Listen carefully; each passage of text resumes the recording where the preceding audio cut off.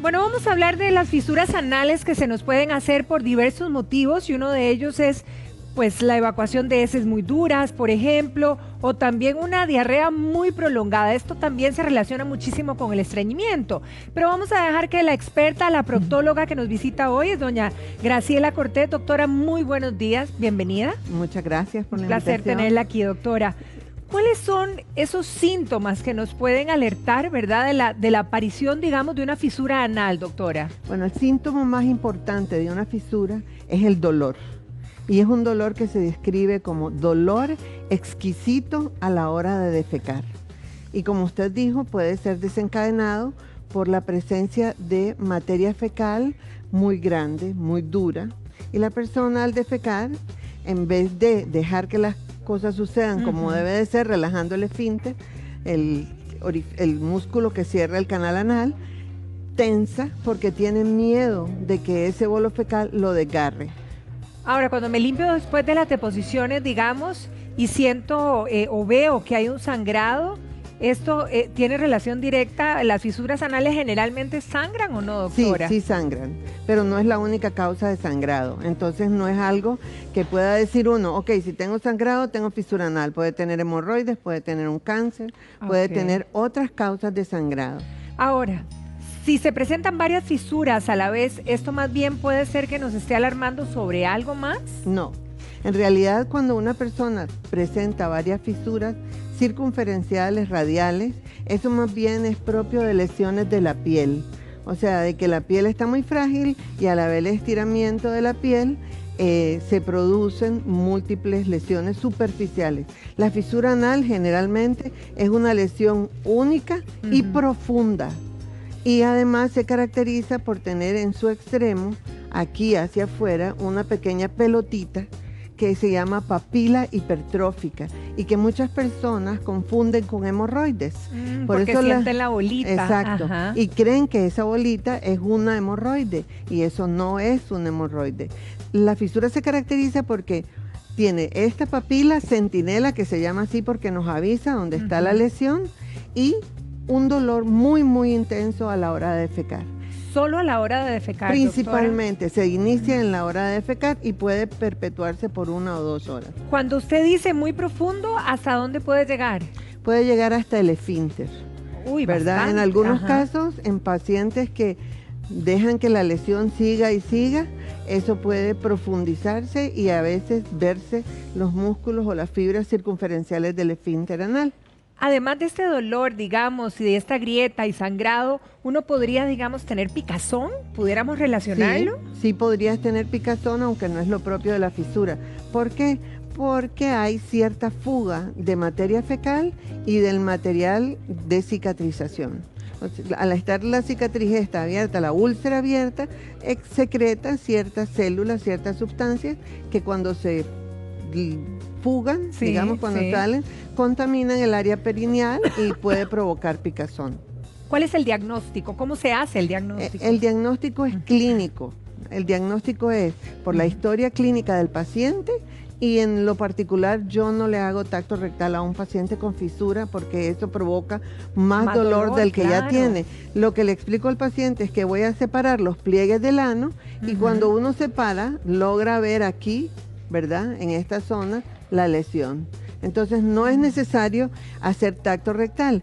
En el momento en que la persona haya cedido su dolor y ya no tenga molestias, en ese caso lo vuelvo a citar al consultorio para revisar más profundamente, pero ya sin dolor.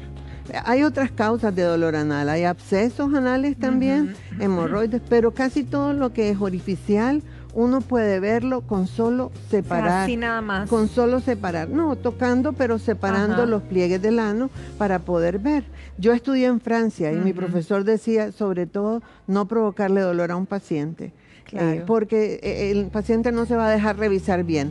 Alívienlo y si es necesario, con anestesia general, si ya uno tiene otra sospecha, puede revisarlo más profundamente. Ahora, en el caso de que sea la fisura anal, ¿cómo se trata, doctora? Ok, la fisura anal, en primer lugar, lo primero es controlar el dolor. Si yo le pido a un paciente defeque sin contraer el esfínter, porque el paciente frena porque tiene miedo cuando salga el bolo que le va a doler más, que se le va a romper más. Entonces, cuando el paciente tiene dolor, no va a poder frenar el impulso de controlar esa contracción. El esfínter anal tiene dos músculos, como podemos ver aquí. Tiene el superficial y el profundo, ¿verdad? Entonces, estos músculos, uno es voluntario, el otro es involuntario. El voluntario lo vamos a lograr controlar quitándole el dolor.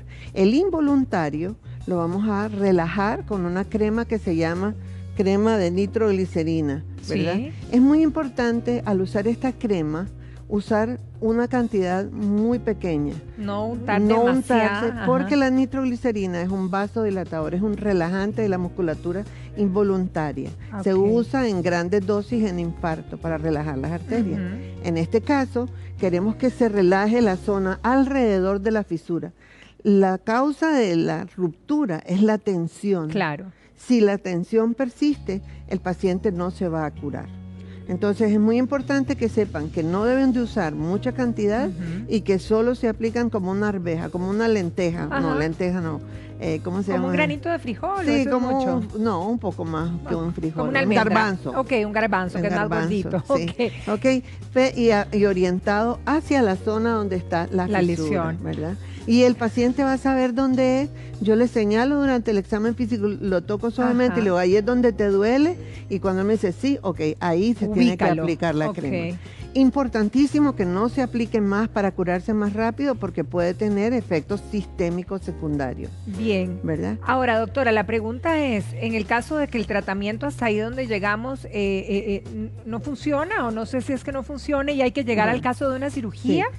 Un 60 o un 80% de los pacientes van a ceder su fisura, sobre todo si es reciente, de aparición reciente, con solo ese tratamiento. Pero hay un grupo que no. Entonces, en ese caso, lo que hacemos es una cirugía que, como le decía, como la causa de la fisura es la tensión, lo que hacemos es un pequeño corte en el esfínter anal. Un pequeño corte que no pase sobre este límite. Este límite se llama la línea pectínea. Y debajo de aquí es donde es más sensible el dolor, arriba no. Es un referente anatómico para nosotros saber hasta dónde llegar el corte y no ir a producir incontinencia. Eso es lo que le iba a preguntar, ¿cómo quedan el tema de los esfínteres verdad? Esta técnica, aunque es un procedimiento que la persona puede decir, bueno, pero qué fácil, solo es un cortecito. Hay que saber cuánto cortar. Claro. Si nos pasamos de cortar, la persona puede tener incontinencia. Si cortamos muy poco, no curamos el problema. Entonces, esto es como, la indicación es cortar hasta esta línea, ¿verdad?, de orientación. Igual uno mide con una pinza, calibra.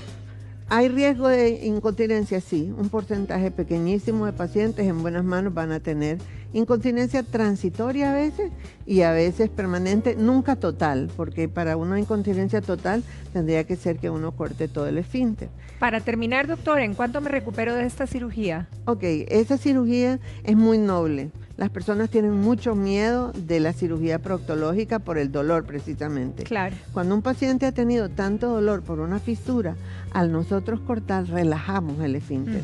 Cuando relajamos, ya la persona, a la hora de ir a defecar, tiene menos tensión y no duele. Entonces, la recuperación es muy rápido, se hace ambulatoria, quiere decir que el paciente entra en la mañana y se va el mismo día, y al día siguiente, lo que él refiere es, o ella, ya casi no tengo dolor, siento un poquito de ardor, igual se usan analgésicos. Y en algunos casos, si es una fisura crónica, le damos antibióticos. Excelente. Doctora, muchísimas gracias. Creo que el panorama nos quedó muy claro, ¿verdad? Bueno, para evitar confundir cuando tengamos este tipo de problemas. Y una cosa, esto no se va a evolucionar a un cáncer. No son causas, ni las hemorroides ni la fisura provocan cáncer, pero es un diagnóstico diferencial. Excelente observación, doctora. Muchísimas gracias. Que pase un feliz día. Un placer tenerla aquí. Gracias. Bien, nosotros tenemos mucho más que ofrecerles en esta mañana, así que